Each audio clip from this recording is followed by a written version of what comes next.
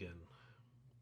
This is Satan's Trilogy, Book 2, Chapter 5.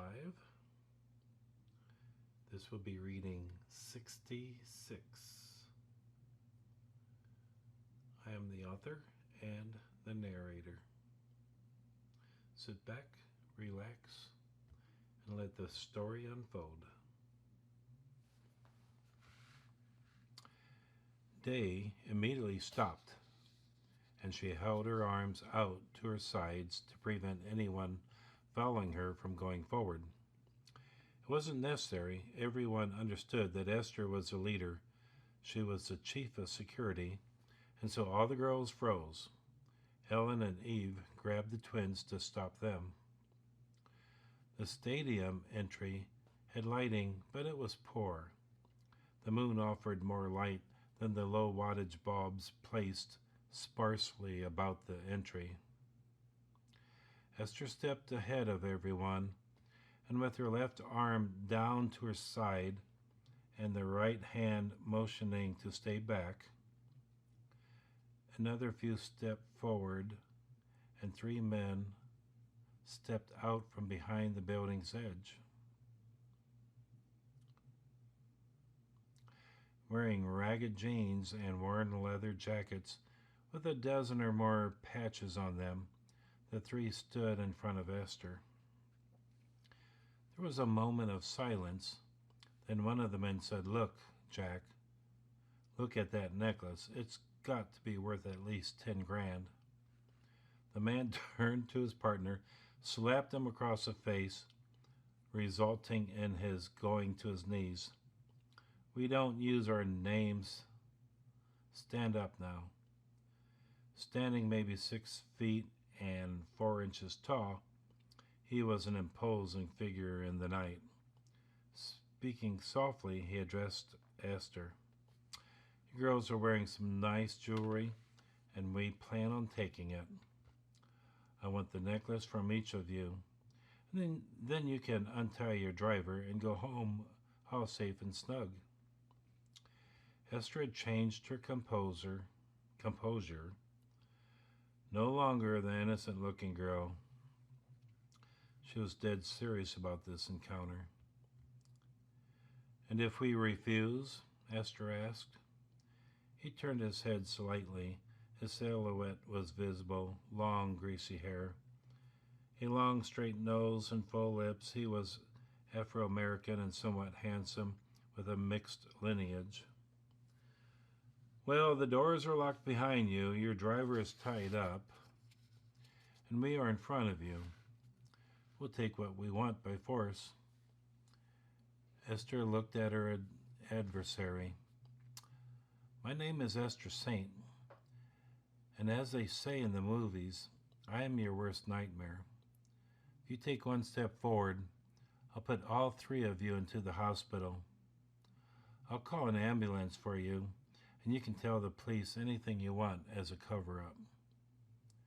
Esther looked at Jack and added, "Some people learn the hard way. Is that you?" Esther waited. Jack stood motionless. Any action that he had intended, he was rethinking. He then commented, "Esther Saint, huh?" Jack's demeanor had changed. "I might have heard of you. You're not Gothic. Perhaps you are as wise as they say. I apologize for the evening, and I thank you for forgiving our intrusion." Jack was looking for a way to leave quickly. Esther smiled. It was a warm smile as she looked at Jack. "Your brother and you need a job. So does your lifelong friend. Go to Marco's at the Wilson Barnett Mall tomorrow and ask to see Mr. Polo. He is a friend of mine. He'll give you a job. Not a great job, perhaps one that can lead to a better future than the one I see for you right now." Jack looked at Esther and said, "Crap. There are only 2 things in this world that I care a crap about, and it's my brother and our best friend. Jack motioned to the other two to stop. "Thank you, Esther. We'll do as you say," said Jack. At that moment, Jack's younger brother was puzzled at the change in plans, and he jumped at Esther, yelling, "Listen, bitch, you give it up or you go down." As he lunged forward, Esther caught his right hand and pulled his fingers into a submissive position. Esther broke his center finger and used it to move her adversary about. Without breaking eye contact with Jack, Esther explained, "It's only his center finger. I've dislocated it. He'll be fine." Esther looked into the eyes of the young man. "Your brother has saved you from a great pain, and you should follow your brother's lead. He loves you more than life." Esther grabbed his finger and relocated it. She motioned for the girls to go to the car. Esther never took her stare off Jack. "Perhaps you heard that I can see the future." Esther stared at Jack and continued her lecture. "If you continue your present path, your lives will be over within 18 months. Esther released Jack's brother, who had fallen to the ground and was nursing his wounded hand. "Jack, if you go to work, I see all three of you having wives and children within 6 years." The girls reached the limousine and untied the driver. They were ready to leave. "Jack," said Esther, "I'm calling Mr. Polo tonight and telling him that there are 3 ambitious young men looking for work and that they are friends of mine." Esther smiled at Jack and leaned forward, giving him a kiss on the cheek. "I think you would do me proud." Esther smiled as she stepped back just a bit. "I think you will do us all proud." Helen and Eve were yelling for Esther to come, and as she moved away from Jack, she gave him a large smile of confidence. "You're a wise person, Jack. Please make the right decision." Esther jumped into the limousine and they sped off. Jack, his best friend, and his brother, kneeling on the ground, were left at the dimly lit stadium entrance.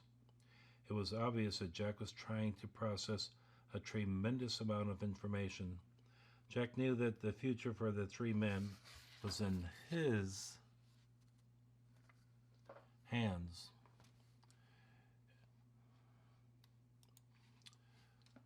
In the meantime, the girls seemed to behave as if nothing had happened.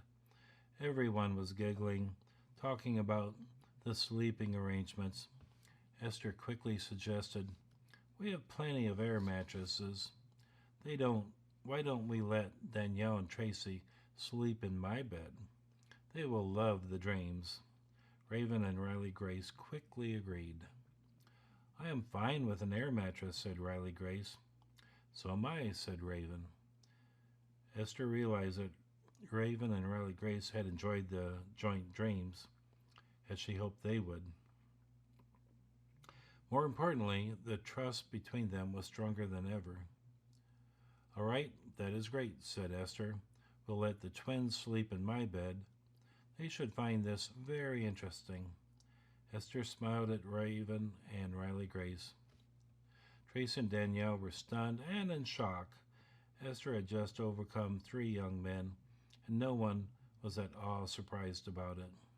They looked at each other and finally decided to do as the others and put it behind them as if it hadn't happened. Tracy was curious about the discussion concerning Esther's bed. "Esther, what do you mean we'll find your bed interesting?" Esther smiled at the twins. "The bed was a gift from my cousins. It is several hundred years old, and the bed is one of a kind. 2 people sleeping together will share their dreams." The limo's movement had Esther rocking slightly as she smiled at the twins.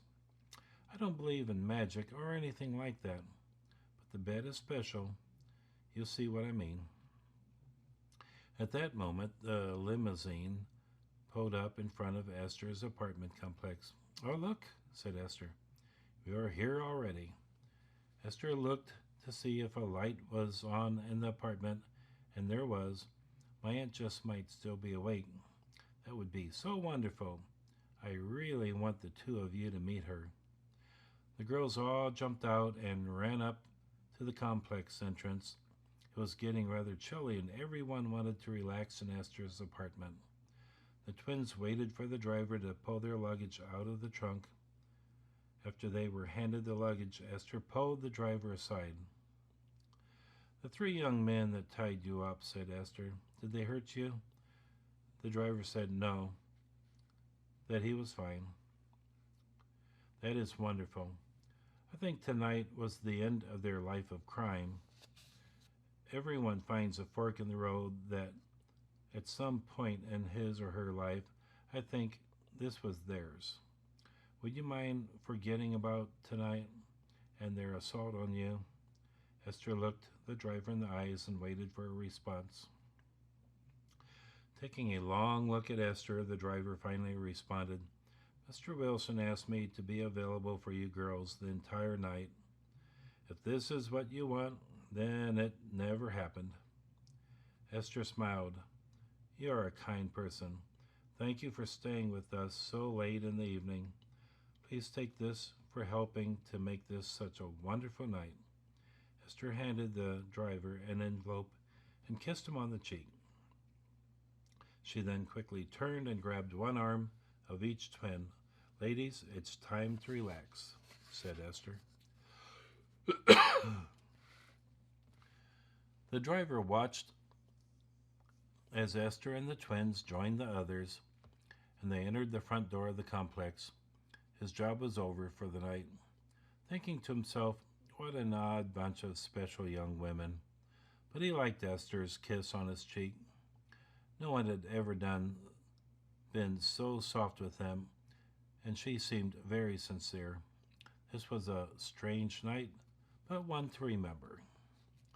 Esther and the twins joined the girls and entered the front foyer together. Everyone understood it was late and tried to stay quiet. Reaching the apartment door, Esther said, "Just give me a moment." Placing the key into the doorknob, Esther opened the door and quickly glanced around. The apartment seemed the same as when they left earlier, and so Esther quickly made way for everyone to enter. Danielle and Tracy both looked about with some excitement and were impressed. "This is really nice, Esther," said Danielle. "Wow," said Tracy, "look at the kitchen. If I was married and had a home, I would want a kitchen just like this. It is awesome." Esther's attention was now on Tracy. She had obviously appreciated Esther's kitchen in a way that others hadn't. Esther looked at Tracy and with a big smile on her face said, "Oh, thank you so much for noticing. I truly love my kitchen.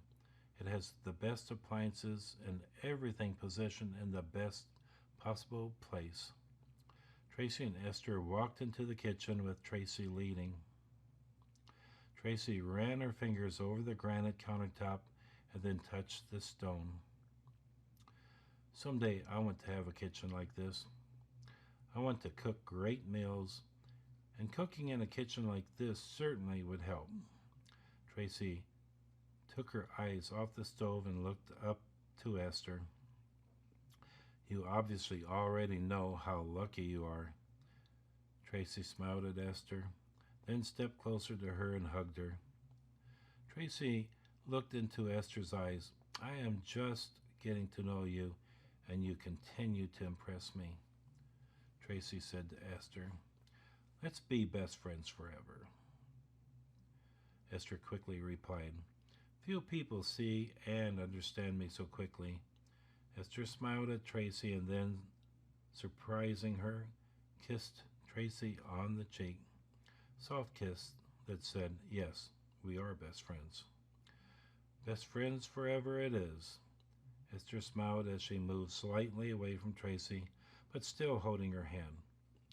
Danielle came back to the kitchen and announced, "Tracy, you won't believe the bed. It is so awesome. It's everything that Esther said it was and more. Come take a look." Danielle stood in the hallway waiting for Tracy. Quickly smiling at Danielle, Tracy commented, "Please lead the way." Tracy followed Danielle down a short hallway to Esther's bedroom. Stepping inside, she immediately focused on the ancient Chinese bed with carved reliefs on the headboard, immortalizing a battle from centuries ago. Tracy stood for a moment and softly commented, "Wow, we get to sleep in this bed?" Tracy then stood silent. Esther was behind her. "You and Danielle will bond closer than you ever imagined possible tonight." Esther hugged Tracy and moved ahead of her, opening a drawer from her dresser and pulling out some silk panties and tank top. They were a soft melon color that impressed everyone. Esther looked in the drawer, then glanced up. "There are at least 18 sets of undies in this drawer. If anyone wants to wear soft colors." Esther then smiled a bit and added, "Or, if you prefer." Esther opened the second drawer of the dresser. "I have an equal amount of black undies in this drawer." Esther left the drawer open as everyone approached and took a look. Esther was smiling. She could tell everyone was interested. "I had a thought very early this morning that we could do something special tonight." Esther looked at everyone. First Day, her loving sister, then Riley, Grace, Raven, Eve, Helen, and Chris, true friends, and now the twins. Danielle and Tracy were two gifted young women, only 6 years older, but with many skills that fit the already close-knit group. They were a perfect fit. Esther grinned a bit. "Let's have a silk underwear party in the spare room. Grab some undies or wear what you have if you want to hear a story of my childhood. Put some on and join me in the spare room." Esther ran to the bathroom, stripped down, put her silk panties and tank top on. She then moved quickly to the spare room. Sitting at the far wall, Esther waited for everyone to join her on the floor, creating a large circle of 9 females. Esther smiled at everyone as they entered the room wearing silk panties and tank tops. Riley Grace entered the room after Raven and Helen, wearing perfect-fitting silk undergarments. Esther commented, "Riley Grace, you found the panties and shirt I had for you. They look awesome on you." Chris and Dave followed Danielle and Tracy into the room. Dave was excited to see what Esther had in mind and closed the bedroom door as she entered. Esther smiled at Dave. "Thank you, Dave, for closing the door. This room is soundproof, so if we are a bit loud, no one will ever hear us." "You are welcome, sister." Dave quickly responded to Esther and smiled. "Somehow, I thought you wanted the door closed. I guess I was right." Esther grinned at Dave as she took a seat alongside Tracy Ann. "It's late, but for us, we were able to enjoy just a bit more of life. My teacher told me once that life never remains the same, but it is always beautiful."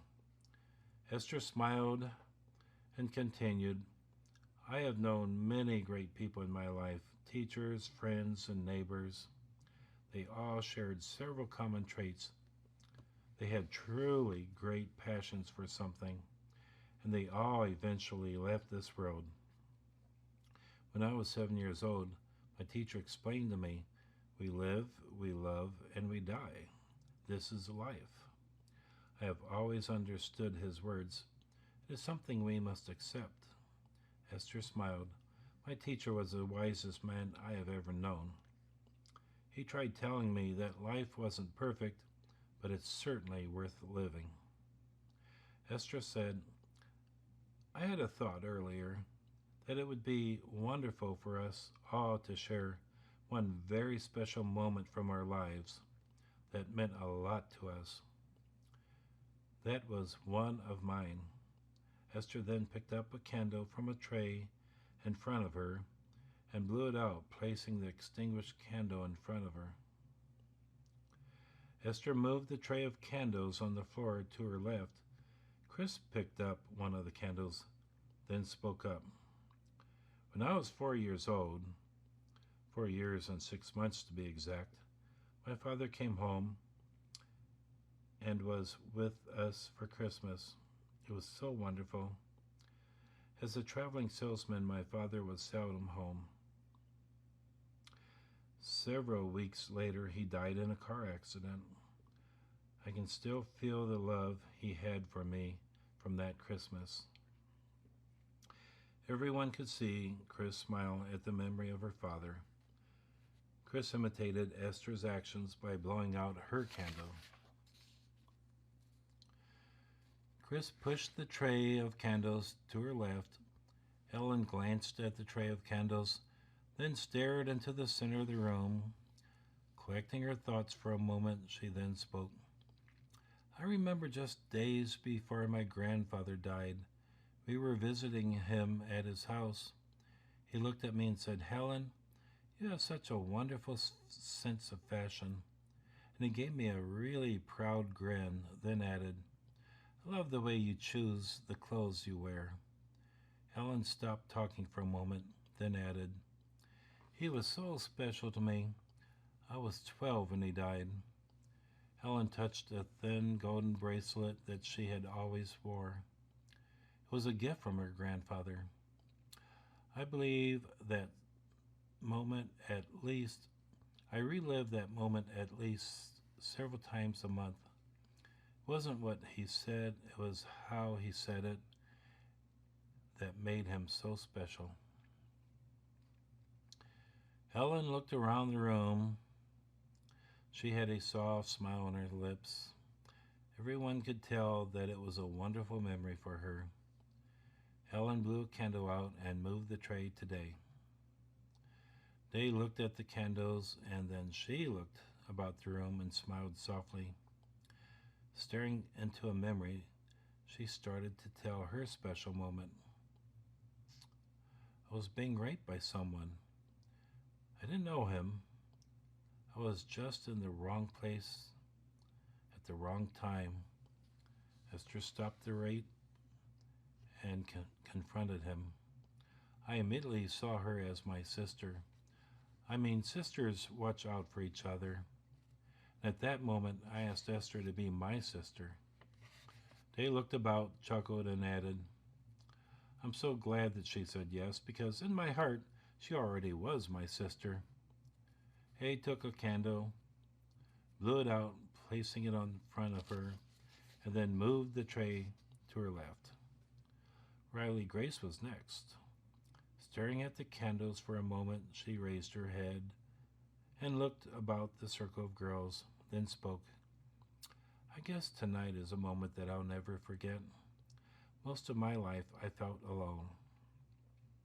I was years ahead of others my age in intelligence and maturity, and I never truly felt comfortable with others until tonight.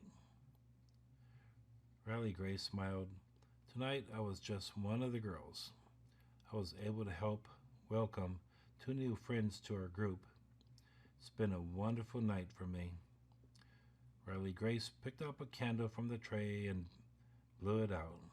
She passed the tray to her sister Raven. Raven smiled at her sister for a moment and then commented, This is the best group of girls that I can possibly imagine. We all have so much in common, and yet we are all so different. Several weeks ago I had a boyfriend and he dumped me when I had to move to another school district. I was lost. Till my first day at Grant High, when I found someone in several classes with some truly amazing girls. I quickly found my best friends for life. And now I can't remember why I ever obsessed over some boy. Raven blew a candle out and slid the tray to Danielle Elizabeth.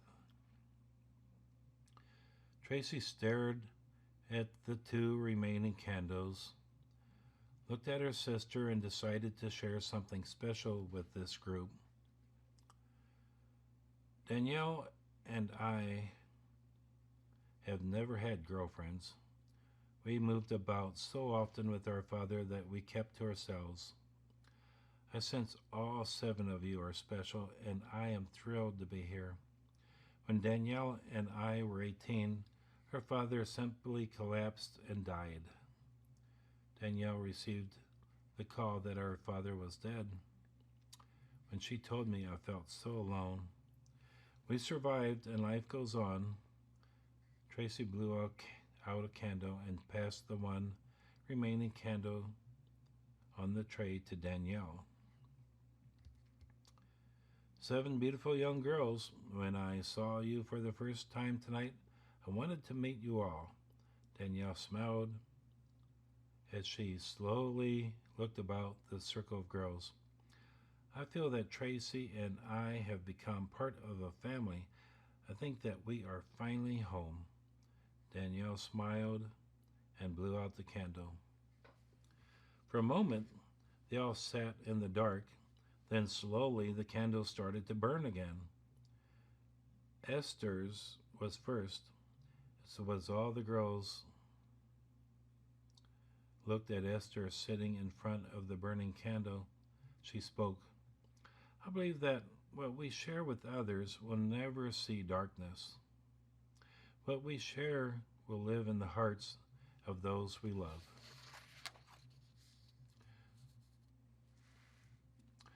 By the time the last candle started to burn again, Esther said, "Let's make our beds. Some of us need more sleep than others. I am so excited about tomorrow. I will be cooking for 10 people." I will stop there. Thank you for listening. Until next time, take care and be safe.